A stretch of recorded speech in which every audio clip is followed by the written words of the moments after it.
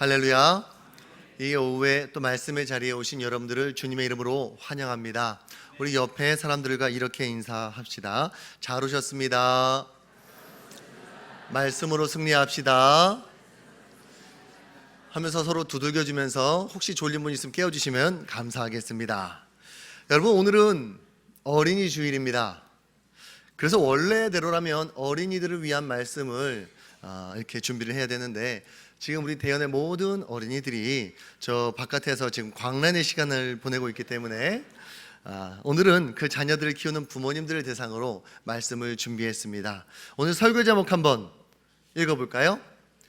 레이 경주는 바톤 터치가 생명이다. 자, 며칠 전에 체육대회가 있었죠. 마지막 시합이 릴레이 경주였는데, 아무리 빨리 달려도 이 바통을 패스하지 않으면 어떻게 돼요? 실격이 되어버립니다. 마지막 주자가 교역자이다 보니 저는 정말 원하지 않았는데 어쩔 수 없이 뛰었어요. 제가 엄지발톱도 빠지고 종아리 인대도 끊어졌었고 안 뛰려고 그랬는데 뛰게 됐어요. 그런데 뭘 가장 많이 신경을 썼느냐, 제 바로 전주자인 김범주 집사님에게 바통을 어떻게 받을 것인가. 그래서 작전을 짜가지고 출발선상보다 더 뒤에 가서 달려가면서 뒤로 이렇게 손을 내밀으면 확실하게 쥐어지면 그때 뛰어간다, 이렇게 시뮬레이션을 했던 기억이 납니다. 왜 시뮬레이션까지 하느냐, 이 바통 떨어지면 다 도루묵이 되거든요. 그런데요, 신앙의 바톤 터치는 더 중요합니다. 몇 주 전에 오홍신 목사님 통해서 한국교회 다음 세대가 어떻게 급속하게 무너지고 있는지를 들으셔서 아실 겁니다. 결혼 연령이 늦어지고 있고요, 또 출산율은 세계 최저 수준입니다. 그래서 다음 세대가 급속히 줄어들고 있어요. 지금 인구 피라미드가 역삼각형을 향해 달려가고 있는데, 바라기는 우리 담임 목사님처럼 모두가 다 많이 낳았으면 좋겠습니다. 저도 며칠 전에 분위기 좋을 때 하나만 더 낳자고 그랬다가 아내가 싸우자고 그래가지고 잠시 넣어뒀습니다. 현재 문제는 이겁니다. 첫째, 태어나는 아이가 적습니다. 둘째, 세상에서 할 일이 많고 즐길 게 많고 또 가야 할 학원이 많아서 교회에 잘 안 와요.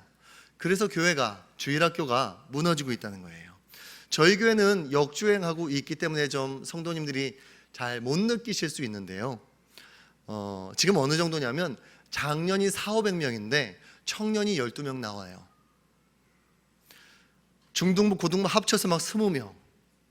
주일학교가 없어지고 있는 지금 그런 상황입니다. 신앙의 바톤 터치가 지금 되고 있는 거예요? 안 되고 있는 거예요? 안 되고 있어요.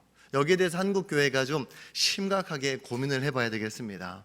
유럽의 많은 교회들이 이 고민을 해결하지 못했습니다. 그래서 자신에 대해서는 열심히 하나님을 섬겼는데 자신의 자녀들에게 자신이 믿는 하나님을 전해주지 못해서 지금 유럽의 교회들이 어떻게 되어 있습니까? 교회 건물은 큰데 그 안에 사람이 없어요. 그래서 그 웅장한 건물들이 막 술집으로, 나이트클럽으로 막 팔려가고 있어요. 한국교회도 그 전철을 지금 밟아가고 있다는 것을 우리가 인지를 해야 됩니다. 모세도 그런 우리와 같은 고민을 했었습니다. 그래서 염려되는 마음을 안고 이렇게 기도했죠. 본문 15절에서 17절 한번 읽어보도록 하겠습니다. 모세가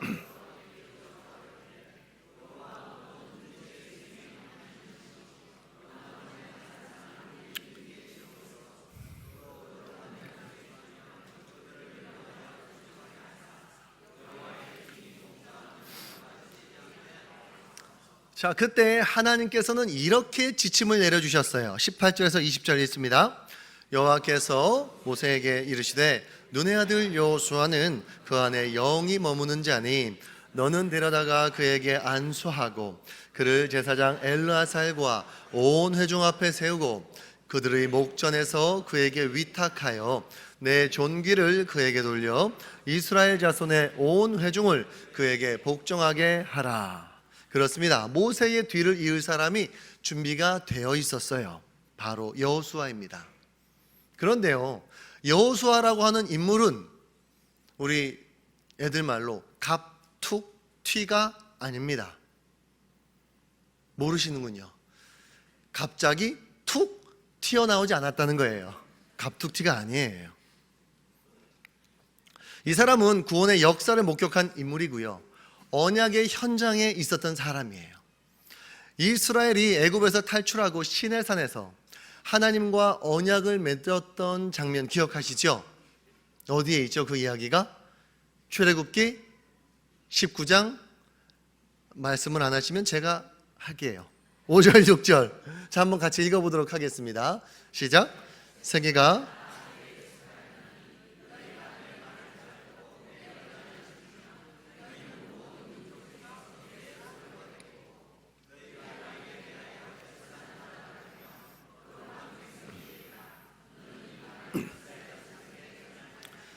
이게 하나님이 이스라엘 백성에게 제시했던 언약이었습니다. 제시한 내용은 이거예요. 자, 따라합시다. 내 말을 잘 듣고 내가 너에게 주는 언약을 지켜라. 이게 다예요. 그러면 너희를 뭘 삼아준다는 겁니까? 내 소유 거룩한 제사장 나라로 삼아준다는 겁니다. 놀라운 10번의 재앙, 홍수를 가르는 기적, 만나, 반석에서 물을 내는 능력, 애굽에서 탈출하면서 하나님의 기적의 능력을 본 이스라엘 백성들은 고민할 이유가 없었죠. 그래서 바로 응답합니다. 8절입니다. 백성이 읽습니다. 백성이 일제히 응답하여 이르되 여호와께서 명령하신 대로 우리가 다 행하리이다. 모세가 백성의 말을 여호와께 전하매. 자, 이렇게 해서 하나님과 이스라엘 백성 사이에 지금 뭐가 체결이 된 거예요? 언약이 체결이 된 거예요. 그래서 이 백성이 뭘로 선택된 거예요? 제사장 나라로 선택이 된 거예요. 여러분, 이스라엘 백성들을 선민이라고 하죠. 왜 선민이라고 하냐면 이 언약 때문에 그래요. 제사장 나라로 선택받은 민족이기 때문에 선민이라고 했던 겁니다. 그럼 이제부터 이스라엘 백성들이 해야 될 일은 무엇이냐? 하나님께서 주시는 언약을 잘 지키는 일입니다. 그럼 그 언약이 무엇일까요? 뭘까요? 창출, 레민신 5개 중에 하나입니다. 뭘까요? 네, 레위기예요. 레위기를 잘 지켜야 제사장 나라가 된다는 거예요. 제사장이 하는 일이 뭡니까? 범죄한 죄인이 제물을 가지고 왔을 때에 그 제물을 가지고 제사를 드려서 범죄한 죄인과 하나님 사이에 벌어져 버린 관계를 회복시키는 게 제사장이 하는 일이죠. 제사장 나라가 하는 일도 같습니다. 하나님께 등 돌리고 떠나간 모든 열방들이 하나님께 돌아오도록 하는 것, 그것이 바로 제사장 나라가 해야 될 역할이에요. 그러니 그렇게 되도록 무엇을 교육해야 되는 거예요? 율법을 교육을 해야 하는 것이었어요. 그러니까 그 율법을 교육해야 할 모세의 책임은 아주 막중한 것이었습니다. 다행히도 모세는 맡겨진 역할을 잘 감당했어요. 하나님께 율법을 잘 받아가지고 전해 주었고요, 이스라엘 백성들을 가나안 땅 앞까지 데려왔습니다. 모세는 자기 할 일 다 했다, 그 말이에요. 이제 숨을 거둘 때가 다 돼가지고 여호수아한테 바톤 터치를 합니다. 그때 바톤 터치하면서 유언으로 남겼던 말이 바로 신명기입니다. 어떻게 해야 하나님께서 이 백성에게 복을 주실지, 어떻게 하면 저주가 임하는지 분명히 전했어요. 신명기 28장 1절 읽어보도록 하겠습니다. 내가 내 하나님 여호와의 말씀을 삼가 듣고 내가 오늘 내게 명령하는 그의 모든 명령을 지켜 행하면 내 하나님 여호와께서 너를 세계 모든 민족 위에 뛰어나게 하실 것이라. 자, 그래서 1절부터 14절까지 읽어보면 하나님의 말씀을 잘 지켜 행했을 때 주실 복을 이야기하고 있어요. 여러분, 예배 때 신방 때 자주 들었던 이야기예요. 머리가 되고 꼬리가 되지 않게 하고 원수가 너를 치러 한 길로 왔다가 7길로 도망가고 우양새끼가 복을 받고 이것도 복을 받고 저것도 복을 받고 쫙 나와요. 그 모든 복을 받는 조건이 뭐예요? 그의 모든 명령을 지켜 행하면. 그런데 이 사람들이 부지런히 이 계명을 지키면서 사람들한테 선을 행하고 은혜를 베풀고 그래서 그들을 위해서 기도하고 이렇게 살아가지고 들어가도 복을 받고 나가도 복을 받고 하여튼 말할 수 있는 모든 복을 받아가지고 민족 전체가 행복하게 부럽게 살면 주변에 사는 민족들이 뭐라고 하겠습니까? 너희들은 도대체 어떻게 그렇게 부강하고 부유하며 싸우지 않고 화평하면서 살아갈 수가 있느냐 물어보지 않겠습니까? 비결을? 그럴 때 그때가 바로 선포해야 될 때예요. 와라, 우리가 여호와께로 돌아가자. 누구든지 목마른 자는 내게로 오라.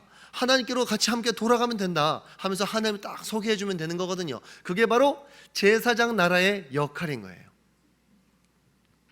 그러니까 하나님께서 기다리고 계신다 하면서 부지런히 다른 나라와 하나님 사이의 중간자 역할을 하는 것이 그들의 사명이었던 겁니다. 그게 바로 하나님의 뜻이었어요. 하나님의 소원이었어요.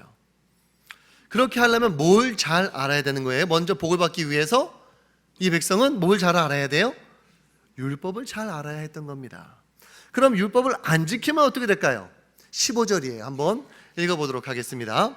내가 만일 내 하나님 여호와의 말씀을 지켜 순종하지 아니하여 내가 오늘 내게 명령하는 그의 모든 명령과 규례를 지켜 행하지 아니하면 이 모든 저주가 내게 임하며 내게 이를 것이니. 자, 이제 15절부터 무려 68절까지 지키지 않을 경우 당할 저주가 나와요. 길죠? 길면 무서워요, 안 무서워요? 무섭죠? 왜 이렇게 무섭게 얘기하는 거예요? 저주는 이렇게 무서우니까 너희들 이런 저주 당하지 말고 잘 지켜 행해가지고 뭐 받으라는 거예요? 복 받으라는 거예요. 그래서 여호수아부터 시작되는 이 12권의 역사서는 그 율법 잘 지키는지 지키지 않는지, 지켜서 복을 받는지 안 지켜서 저주를 받는지 이것만 보면 되는 거예요. 이게 핵심이거든요. 그래서 모세는 이 민족의 흥망성쇠가 이 율법에 달려있다는 것을 알았기 때문에 숨을 거두기 전에 유언처럼 이렇게 남깁니다. 신명기 31장 9절부터 13절까지 읽어봅니다. 또 모세가 이 율법을 써서 여호와의 언약궤를 매는 레위 자손 제사장들과 이스라엘 모든 장로에게 주고 모세가 그들에게 명령하여 이르기를 매 7년 끝해 곧 면제년의 초막절에 온 이스라엘이 내 하나님 여호와 앞 그가 택하신 곳에 모일 때에 이 율법을 낭독하여 온 이스라엘에게 듣게 할지니 곧 백성의 남녀와 어린이와 내 성읍 안에 거류하는 타국인을 모으고 그들에게 듣고 배우고 내 하나님 여호와를 경외하며 이 율법의 모든 말씀을 지켜 행하게 하고 거주할 동안에 이 말씀을 알지 못하는 그들의 자녀에게 듣고. 지금 여러분이 읽으신 구절을 간단하게 요약하면 7년에 한 번씩 모이라는 거예요. 모든 백성, 어린아이, 심지어 함께하는 외국인까지. 그럼 한 200만 명 될 겁니다. 그럼 다 모아놓고 초막, 텐트 딱 쳐놓고 뭐 하라는 겁니까? 뭘 읽어주래요? 율법을 읽어주래요. 그 율법이 뭐예요? 레위기예요. 레위기를 읽어주라는 거예요. 가르칠 것도 없어요. 읽어만 주면 된다는 겁니다. 왜 읽어주라는 겁니까? 13절에 그 이유가 나와 있어요. 하나님 여호와 경외하는 방법을 가르쳐주기 위해서예요. 사랑하는 성도 여러분, 예나 지금이나 신앙생활에서 가장 중요한 건 내가 복받고 잘 되는 게 아니라 하나님을 경외하여 그 창조주와 바른 관계를 맺는 것인 줄 믿으시기 바랍니다. 하나님과의 관계가 바르면 복이 자연히 따라오겠어요? 도망가겠어요? 그건 당연히 따라오는 거예요. 여러분, 성경을 왜 읽습니까? 위로받으려고 읽습니까? 아니면 잘 되려고 읽습니까? 하나님을 바르게 경외하기 위해서 성경을 배우고 읽는 줄 믿으시기 바랍니다. 그러면 모세의 바톤을 이어받은 여호수아는 전임 지도자인 모세의 유언을 잘 지켰을까요? 안 지켰을까요? 모세는 바톤 터치 잘 했거든요. 그러면 여호수아는 바톤 터치 잘 했을까요? 못했을까요? 7년에 한 번씩 백성들 다 모아서 초막 지어놓고 율법을 읽어주면서 하나님을 바르게 경외하도록 했을까요? 안 했을까요? 안타깝게도 그렇게 하지 못했다는 거예요. 자기 자신은 하나님 앞에 바르고 이렇게 살았어요. 여호수아는 열심히 하나님을 섬겼어요. 문제는 뭐냐? 자기 바톤을 이어받을 사람들을 세우지 않았다는 게 문제입니다. 결국 그 율법 하나님의 말씀을 가르치지 않자 여호수아 이후의 역사가 어떻게 됩니까? 여호수아가 살아있는 동안은 괜찮았어요. 그러나 여호수아가 세상을 떠나자, 그리고 구원의 역사를 목격했던 사람들이 다 세상을 떠나자 다음 세대가 다 혼란에 빠지게 됩니다. 말씀으로 하나님께 이끌어줄 준비된 리더가 없어요. 결국 하나님을 떠나게 됩니다. 하나님의 말씀을 읽어보고 그대로 사는 게 아니라 자기 소견에 오른 대로 뭐 이렇게 하면 되겠지 하면서 자기 생각대로 살았다는 거예요. 자, 사사기 전체의 분위기를 나타내는 구절이 있어요. 21장 25절 읽어봅니다. 그때에 이스라엘의 왕이 없으므로 사람이 각기 자기 소견에 오른 대로 행하였더라. 하나님이 말씀하신 대로가 아니라 자기가 생각해 볼 때 옳다고 생각되는 대로 살았다는 거예요. 그 사사시대가 하나님과 전혀 소통이 일어나지 않는 시대였거든요. 그러면 잘하는 겁니까? 못하는 겁니까? 못하는 거예요. 제가 결혼하고 제일 처음으로 상처받았던 게 바로 쌍화차 사건입니다. 서울에 있을 때인데 교회에서 일하고 있는데 한의원 하시는 성도님 통해서 아주 좋은 쌍화차를 한 컵, 한 팩이 아니고 종이컵에 이거 좀 드세요 하고 받았어요. 한 컵을. 이제 물만 부으면 돼요. 아시는 분은 아실 텐데 제가 건강에 굉장히 관심이 많습니다. 제가 중학교 때부터 친구들이 콜라 사이다 마실 때 저는 원비디, 운지천, 영지천 이런 거 마시던 사람이에요, 제가. 그러니 그 몸에 좋다는 쌍화차를 받고 제가 얼마나 좋았겠어요. 한 컵 주셨으니까 이제 물만 부어서 딱 마시면 되거든요. 근데 제가 뜨거운 물을 붓지 않았어요. 그대로 휴지로 덮고 종이로 싸서 들고 버스를 탔어요. 누구한테 가는 거예요? 사랑하는 진희 씨한테 가는 거죠. 그 뭘 새삼스럽게. 가서 제가 아내한테 그랬어요. 여보, 이거 진짜 좋은 거야. 나 당신 주고 싶어서 가져왔어요 하고 좋은 말 해줄 줄 알고 막 기대하는 마음으로 기다리고 있는데 아내가 그러는 거예요. 여보, 나 쌍화차 안 좋아해요. 당신 마셔요. 나 그게 그냥 나 좋은 거 먹으라고 사양하는 줄 알았어요. 그래서 막 서로 먹으라고 양보를 거듭했습니다. 몇 번 하니까 아내가 좀 짜증이 났나 봐요. 저한테 물어보더라고. 당신 정말 안 먹을 거예요? 난 안 먹으니까 그대가 마셔요. 그랬더니 그걸 싱크대에 그냥 부어버리는 거예요. 그때 내 싱크대에 내 심장이 쏟아지는 줄 알았어요. 그런데 왜 이런 일이 있었을까요? 제가 아내를 몰랐던 거예요. 사랑했지만 몰랐던 거예요. 아내가 원하는 게 뭔지 몰랐던 거예요. 알고 보니까 아내는 쌍화차를 무지무지 싫어해요. 너무너무 싫어해. 저는 되게 좋아하는데. 사랑하지만 원하는 게 무엇인지 모르면 이런 일도 생긴다는 겁니다. 근데 이런 일이 계속 반복되면 어떻게 돼요? 지쳐요. 부부간에 사랑하는 부부가 아니라 팀이 될 때가 있어요. 우린 저 자녀들을 키워야 돼. 우린 한 팀이야. 친구가 그러더라고. 우리는 사랑은 요즘은 다 끝났는데 팀이라서 우리가 좋다고 막 이야기를 하는데, 이런 일이 반복되면 지치고 사랑의 감정적인 부분이 있는데 그게 자꾸 막 식어가게 될 수 있단 말이에요.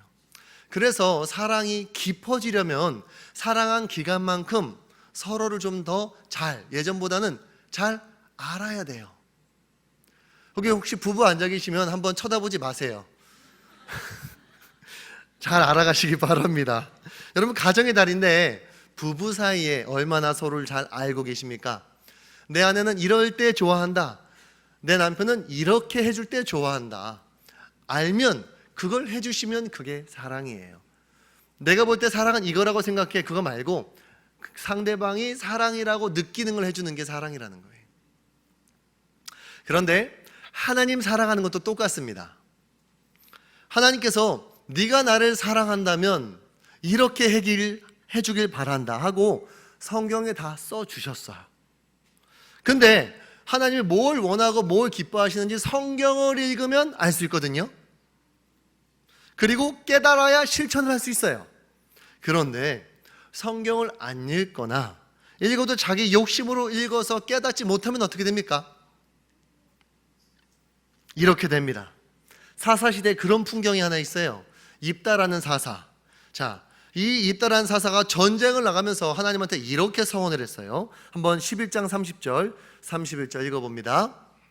그가 여호와께 서원하여 이르되 주께서 과연 암몬 자손을 내 손에 넘겨주시면 내가 암몬 자손에게서 평안히 돌아올 때에 누구든지 내 집 문에서 나와서 나를 영접하는 그는 여호와께 돌릴 것이니 내가 그를 번제물로 드리겠나이다. 번제물로. 여러분, 하나님이 사람을 제물로 태워 바치는 거 좋아합니까? 그 싫어합니다. 하나님 금지하신 거예요. 그런데 그때 당시 사사시대에 사람을 제물로 바치는 풍습이 있었어요. 이스라엘이 아니라 몰렉이라고 하는 우상을 섬기는 종족들이 그렇게 해다 바쳤어요. 그런데 사사 입다가 하나님을 오해한 거예요. 하나님도 그렇게 하시면 좋아하실 줄 알았어요. 결국 사사 입다가 전쟁을 딱 마치고 돌아왔을 때 누가 나왔죠? 자기 딸 나왔거든요.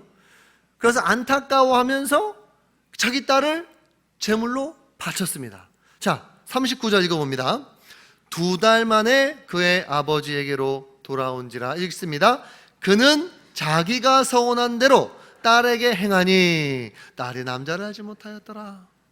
괜히 애꿎은 딸만 죽었잖아요. 하나님을 사랑한다 말하지만 사사조차도 성경을 읽지 않으면 하나님이 원하시는 것이 무엇인지를 알 수가 없는 거예요. 하나님은 분명히 이렇게 말씀하셨어요. 레위기 18장 21절 읽어봅니다. 너는 결단코 자녀를 몰렉에게 주어 불로 통과하게 하므로 내 하나님의 이름을 욕되게 하지 말라. 나는 여호와이니라. 입다가 하나님 말씀 알았던 거예요? 몰랐던 거예요? 잘 몰랐던 거예요.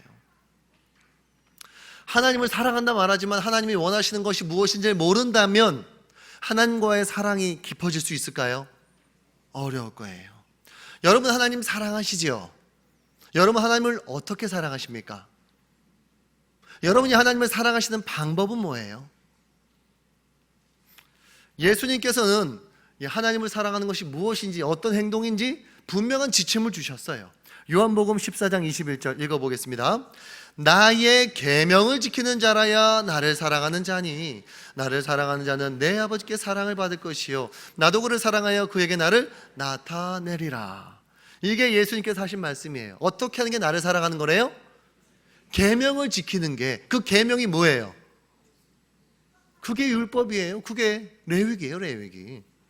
그런데 우리가 그 계명을 지키지도 않고 쳐다보지도 않으면서 나는 하나님 사랑합니다 감정만 가지고 이야기하고 있다면 그건 자기 소견에 옳은 대로 행하는 거예요. 여러분, 주님 안에 거하기를 원하십니까? 그럼 이렇게 하면 됩니다. 15장 10절 읽어봅니다. 내가 아버지의 계명을 지켜 그의 사랑 안에 거하는 것 같이 너희도 내 계명을 지키면 내 사랑 안에 거하리라. 그러니까 하나님의 계명을 지키는 것이 바로 하나님의 사랑 안에 거하는 것이라는 겁니다. 요한이서 볼까요? 1장 6절 읽어봅니다. 또 사랑은 이것이니 우리가 그 계명을 따라 행하는 것이요 계명은 이것이니 너희가 처음부터 들은 바와 같이 그 가운데서 행하라 하심이라. 여러분, 제가 지금 읽은 게 구약이에요? 신약이에요? 신약이에요. 예수님 하신 말씀이고 예수님 사랑하셨던 사도 요한이 하셨던 그런 이야기들이에요. 그래서 레위기가 모세 오경의 중심이고요 구약의 핵심인 거예요. 그렇다고 지금 소를 잡아서 제물로 바쳐야 된다, 그런 이야기가 아니에요. 레위기를 읽어보면 세 가지로 구분이 돼요. 첫 번째는 더 이상은 지키지 않아도 되는 거 있어요. 여러분, 지금 저기 어디야? 대남 교차로 저 위쪽으로 가면 모델하우스 있죠? 있어요. 그런데 그 모델하우스를 계속 둡니까? 아니죠. 실상인 아파트 다 지어지고 입주하면 모델하우스는 더 이상 필요 없잖아요. 허물잖아요. 마찬가지입니다. 예수님이 십자가에 달리셔서 영단번에 제사를 드렸어요. 영원한 효과가 있는 제사를 단번에 드렸어요. 그게 아파트예요. 모델하우스는 뭐예요? 레위기 1장부터 10장까지 나와 있는 제사법들이 모델하우스예요. 예수님 오시기 전까지는 계속 제사하면서 죄를 속해야 했지만 예수님 오신 이후는 더 이상 그런 건 안 해도 되는 거예요. 그러니까 더 이상 안 해도 되는 것도 레위기 안에 있습니다. 두 번째, 계속해서 지켜야 될 것이 있어요.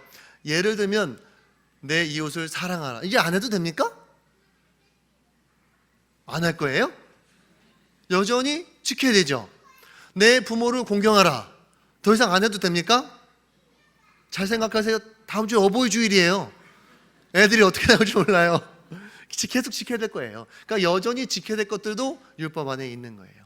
율법에 써져 있는 것보다 더 높은 수준으로 지켜야 될 것도 있어요. 율법에는 예를 들자면 내 이웃의 아내를 탐하지 말라 이런 식으로 행동에 대한 이야기가 나와 있는데, 예수님은 뭐라고 하셨어요?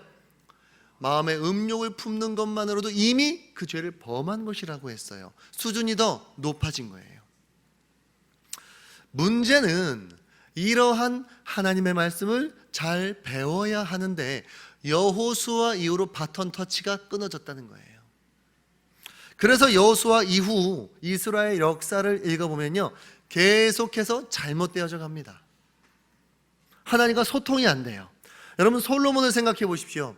처음에는 겸손하게 하나님 앞에 기도하고 1,000번제 소 1,000마리를 단번에 막 제사로 드리고, 그때 꿈에 나타난 하나님께 왕으로서의 사명을 잘 감당할 수 있도록 레브 샤마, 듣는 마음을 달라고 했거든요. 그때 그 기도 때문에 하나님 감동해가지고요, 지혜만 주신 것이 아니라 구하지 않은 명예, 부귀, 권세, 생명까지 주셨어요. 그런데 훗날 그 부귀 영화를 누리다가 1,000명의 여인을 두는 바람에 결국 어떻게 됩니까? 타락하게 되잖아요.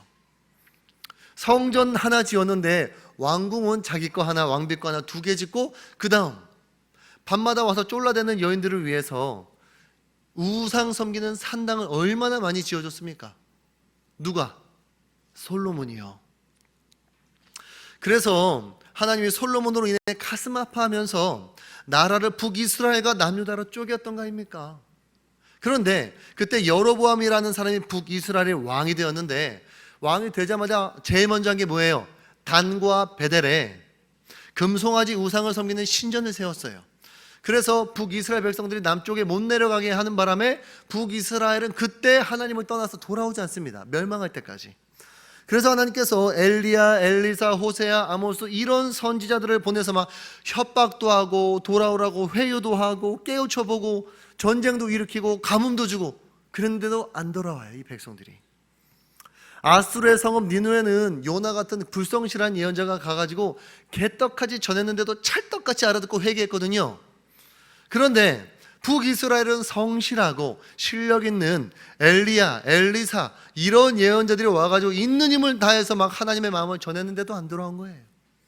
권력욕에 눈이 멀어서 막 쿠데타만 반복하더니 결국 기원전 722년에 아수르에게 치리당했어요. 멸망당했다 그 말이에요. 왜 망한 거예요?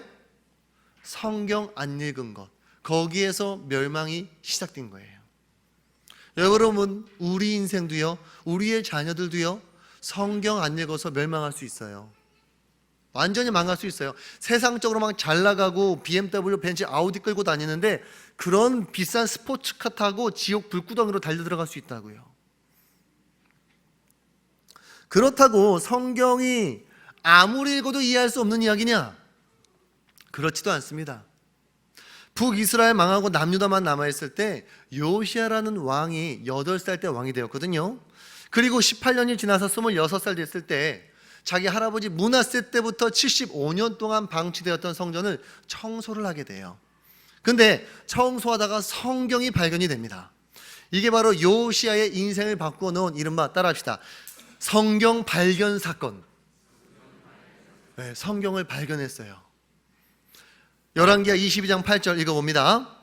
대제사장 힐기야가 서기관 사반에게 이르되,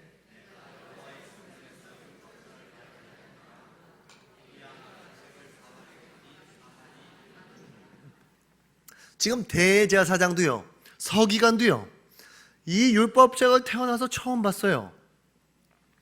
이 말은 이제까지 성경도 안 읽어보고 제사장 노릇했다는 겁니다. 대제사장이. 여러분, 그 말씀의 기갈이 북이스라엘이 멸망한 이유고요, 이게 남유다가 망해가고 있는 이유였던 거예요.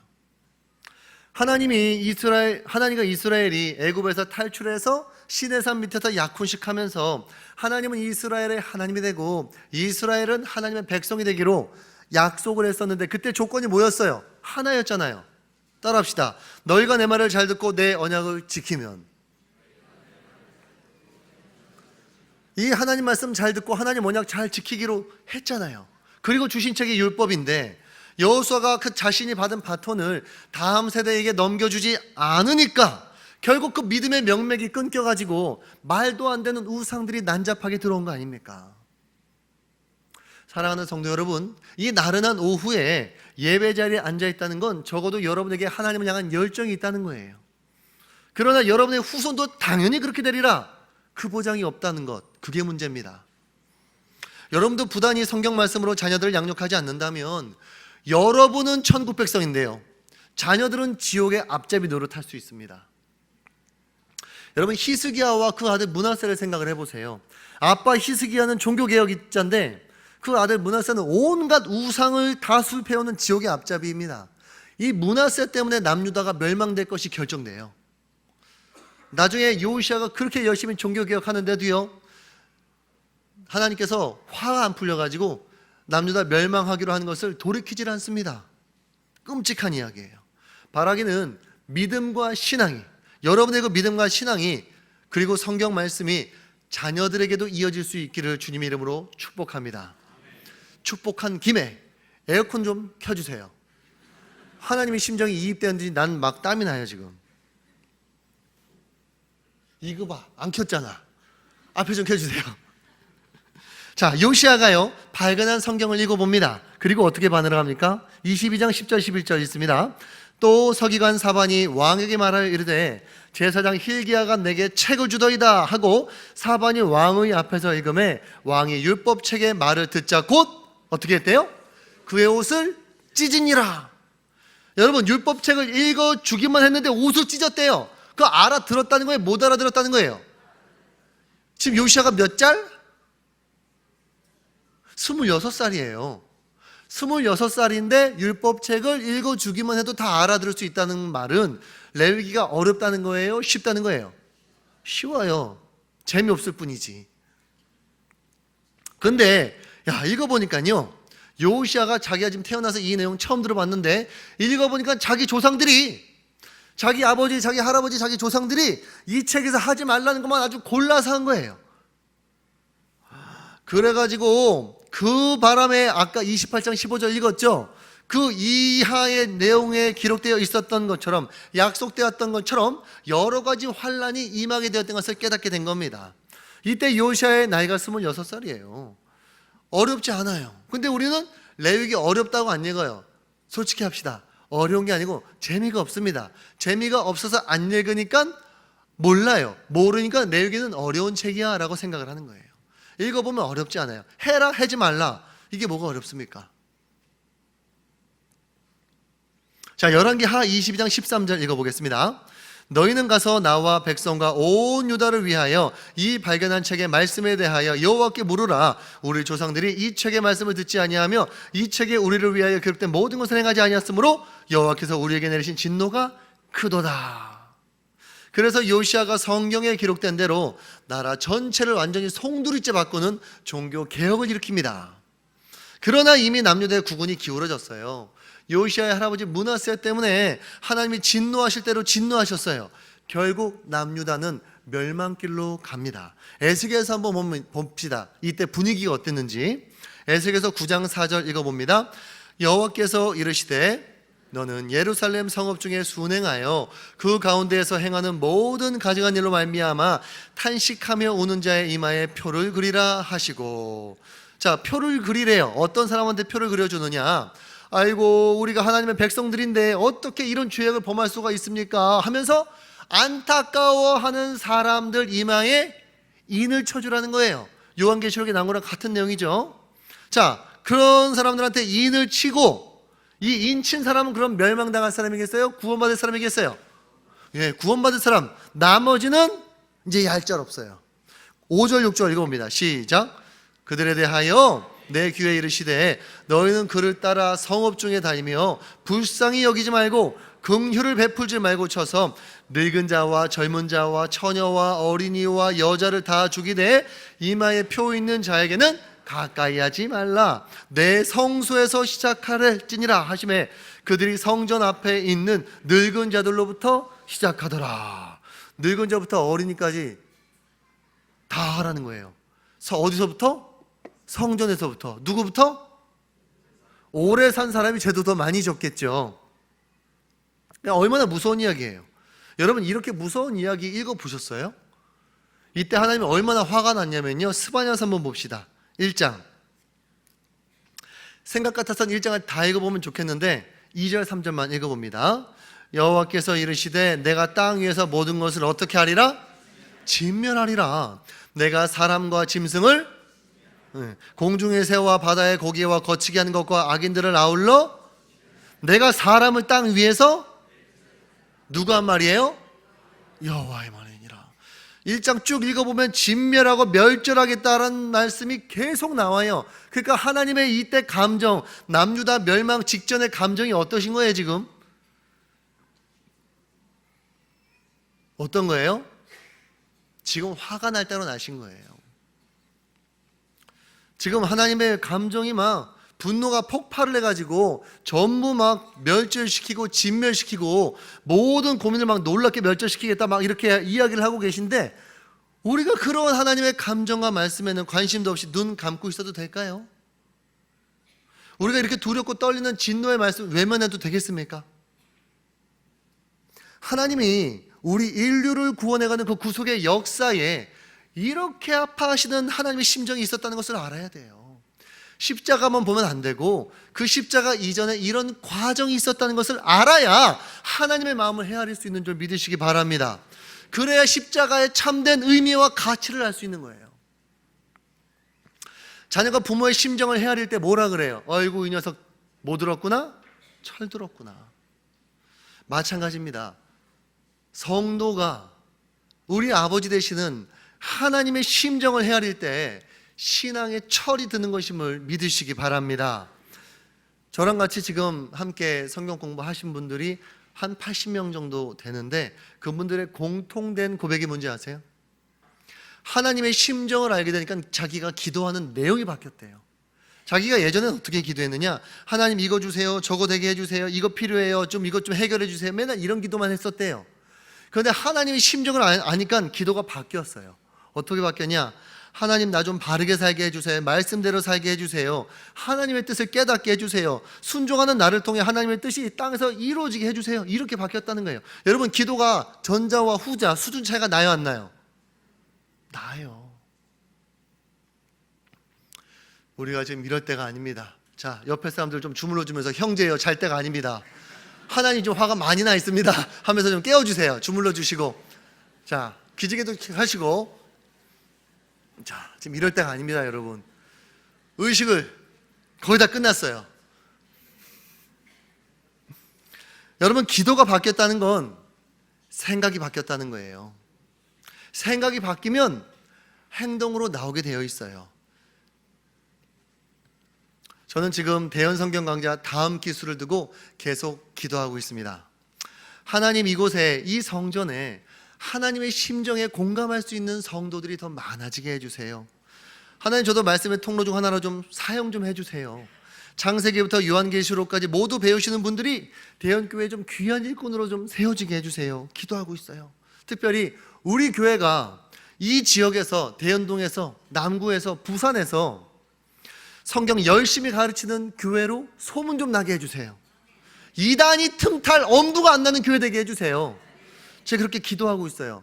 그래서 현수막 걸었어요. 저는 수천 년 전 끊어졌던 교육이 바로 이곳 대연성결교회에서 다시 회복되기를 소원하고 있습니다. 여러분, 우리가 구약 내비게이션, 신약 내비게이션 2년에 걸쳐서 이 강단에서 배웠어요. 왜입니까? 훗날 천국에 갔을 때 저 그런 얘기 못 들어봤는데요, 이런 얘기 할 일 생기지 않게 해주려고 목사님이 얼마나 열심히 전해줬습니까? 그리고 좀 더 시간을 내실 수 있는 분들이 모여서 한 3시간, 2시간 반씩 해서 공부하고 있어요. 지금 제가 막 성경 공부하자고 막 만날 때마다 이야기 자꾸 해가지고 불편하시죠? 양해해 주세요. 여러분, 그래도 제가 목사인데 목사가 성경 공부하자고 하는 게 비정상은 아니다, 그죠? 네. 제가 전화해서 김 집사님 오늘 우리 같이 마약 좀 할까요? 한다거나 박 집사님 오늘 같이 사기치러 갑시다. 제가 그러는 거 아니잖아요. 성경을 보니까요, 하나님의 말씀을 보지 않아서 자기 소견대로 산 결과가 너무 참혹해요. 결국 남유다도 어떻게 되느냐? 기원전 586년에 바벨론으로 다 팔려가게 돼요.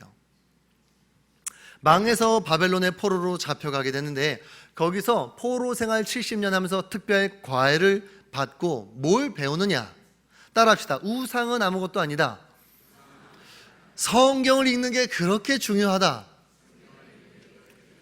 이런 거 배우면서 70년의 포로 생활을 마치고 돌아오게 돼요. 돌아와서 스룹바벨과 귀환한 백성들이 무너진 성전을 재건하기 시작합니다.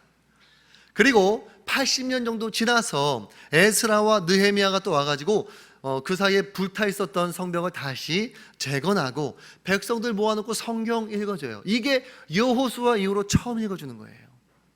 한번 읽어봅니다. 느헤미야서 8장 1절에서 3절입니다. 이스라엘 자손이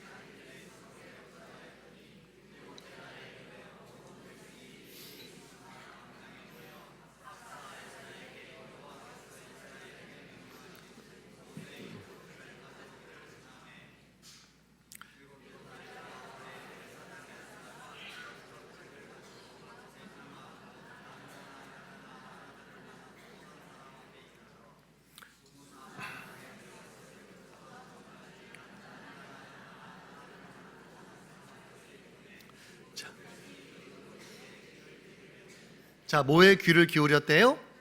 율법책. 그 율법책이 뭐예요?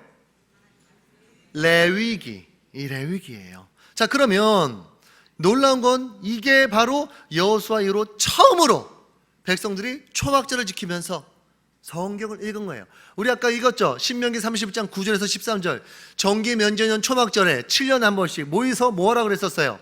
율법을 읽어줘가지고 하나님 경외하는 법을 배우게 하라고 했었는데, 이때 처음 합니다. 망할 대로 망하고 나중에 돌아와서.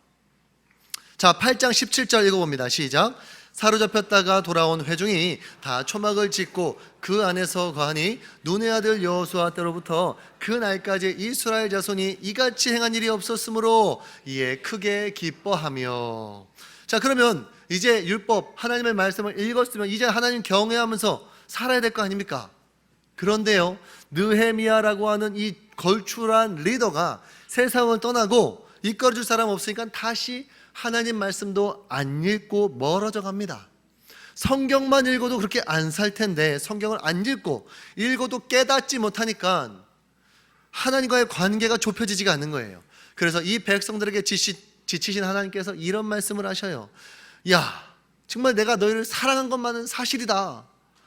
그랬더니 이 백성들이 화를 발끈 내면서 막 대들어요. 매야, 주께서 우리를 언제 어떻게 사랑하셨나이까? 하고. 자, 진짜 그랬나? 한번 말라기 1장 2절 읽어봅시다. 시작.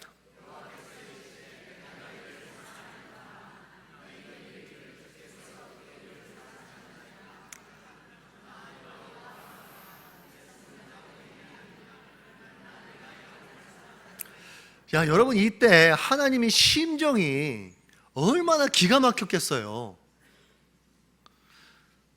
이 백성들이 하나님과 언약을 맺고 그 언약을 잘 지켰다면 생명과 평강을 누리면서 하나님을 사랑하고 이웃까지 돌보는 아름다운 민족, 제사장 나라가 될 수 있었을 텐데 안 읽어보니까 선택받은 민족이어도 별 수 없는 거예요. 2장 5절 시작. 레위와 세운 나의 언약은 시작.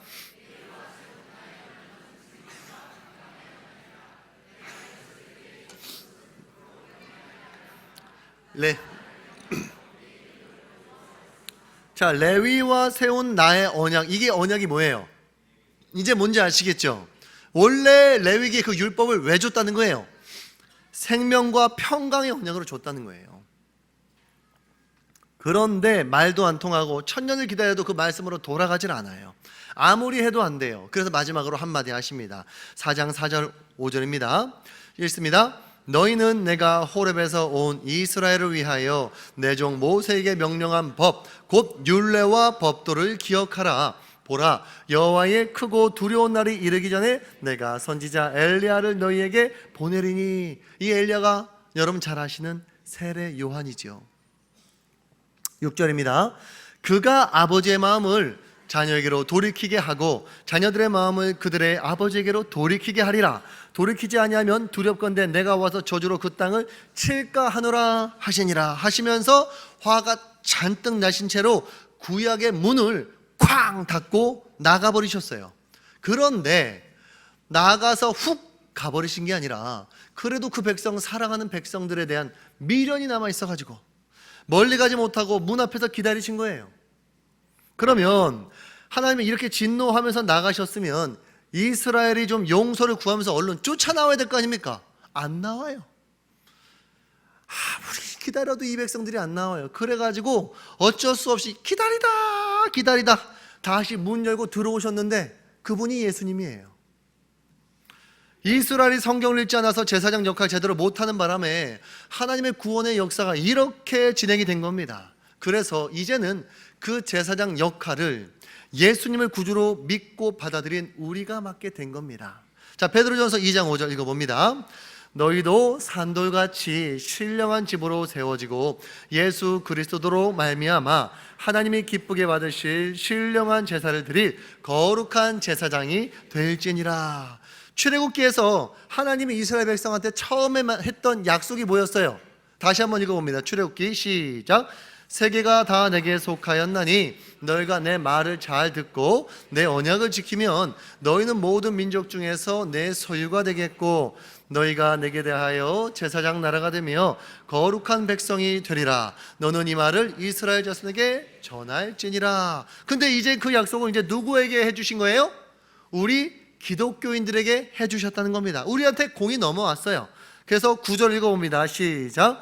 그러나 너희는 택하신 족속이요 왕같은 제사장들이요 거룩한 나라요 그의 소유가 된 백성이니 이는 너희를 어두운 데서 불러내어 그의 기이한 빛에 들어가게 하신 이에 아름다운 덕을 선포하게 하려 하심이라. 출애굽기 19장 5절 6절하고 내용이 똑같죠? 대상만 바뀌었어요. 출애굽기는 이스라엘 민족이었는데 이젠 누가 선택된 거예요? 우리 기독교인들이 선택이 된 거예요. 우리에게 이제 그 거룩한 사명이 주어진 겁니다. 그래서 하나님의 창조와 구원의 증인된 삶을 살아야 하는 줄로 믿습니다. 그래서 우리가 증인의 사명을 감당하기 위해서 뭘 잘 살펴봐야 될까요? 우리가 증거해야 할 문서를 잘 살펴봐야 돼요.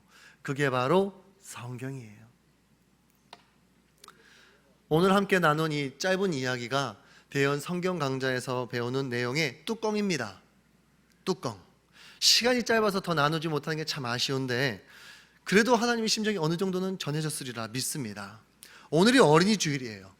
여호수아가 다음 세대를 준비하지 않고 바톤 터치를 바르게 하지 않았을 때 그 민족이 결국 어떻게 되고 말았는지를 우리가 오늘 살펴봤습니다.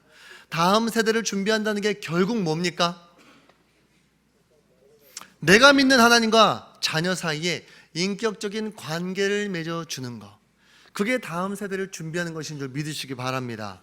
근데 그 관계가 그냥 맺어지지 않아요. 하나님의 말씀인 성경을 배워야 돼요. 말씀을 가르쳐 줘야 돼요. 여러분, 교회라는 단어 자체가 한문으로 가르칠 교, 모일 회. 교회에서 가장 중요한 일이 무엇입니까? 하나님의 말씀을 잘 가르쳐 가지고 하나님과의 관계를 맺어주는 게 가장 중요한 겁니다. 그런데 한국 교회, 세계 교회, 그 말씀이 자녀들에게 잘 전달이 되고 있나요? 잘 안 되고 있나요? 안타깝게도 전체적으로 봤을 때에 잘 전달되지 않고 있어요. 일주일이 168시간인데 그중 교회하는 시간이 몇 시간이에요? 맥시멈 2시간입니다. 짧은 애들은 한 20분이에요. 예배 시간 맞춰서 안 오고 설교 시작할 때쯤 와가지고 끝나자마자 가버려요. 그러니까 나머지 시간은 결국 가정의 몫이거든요.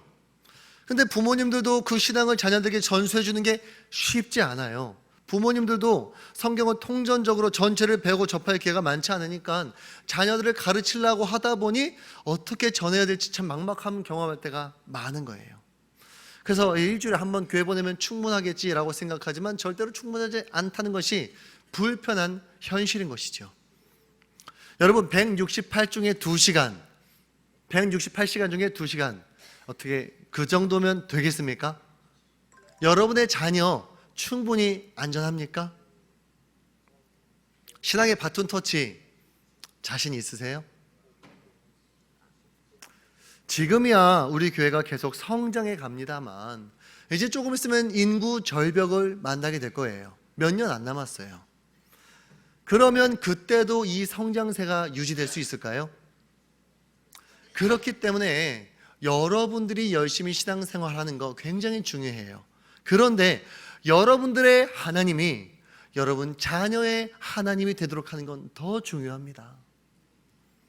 신앙의 바톤 터치 이거 실패하면요, 이 건물도 100년도 안 돼서 막 팔려 나갑니다.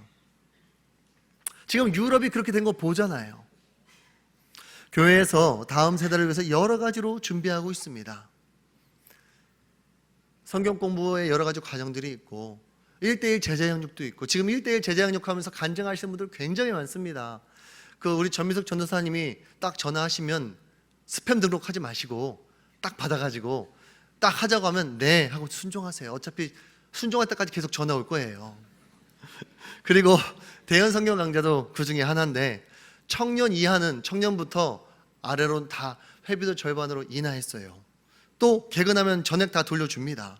그러니까 좀 공부하자고 할 때 기회 있을 때 좀 같이 공부했으면 좋겠고, 지금 중학생들도 몇 명 등록을 했어요. 놀랍게도. 그러니까 우리 교회는 수준이 있어요. 자, 여러분의 자녀들도 말씀 앞에 좀 기회가 있을 때 세워주시면 결국 그 복과 은혜가 누구에게 갈까요? 누구의 가정으로 돌아갈까요? 여러분 가정으로 돌아가는 거예요. 그래서 여러분의 자녀들이 어린 시절부터 말씀으로 세워진다면 그러한 세대가 이제 우리 대현성결교회를 떠받치는 그런 이제 장년이 되었을 때 우리 교회가 얼마나 든든할지 한번 상상을 해보셔요. 저는 하나님이 그렇게 세워진 우리 교회를 안 쓸래야 안 쓸 수가 없겠다 생각을 합니다. 그런 기대감을 가지고 우리 모든 목회자들이 항상 강단에서 서고 여러 가지 사역들을 하고 있어요. 부디 그 하나님의 천년의 사랑을 잘 이해하셔가지고 그 마음을 시원케 해드리는 삶을 사는 여러분과 여러분의 자녀들이 되기를 주님의 이름으로 축원합니다. 기도하겠습니다.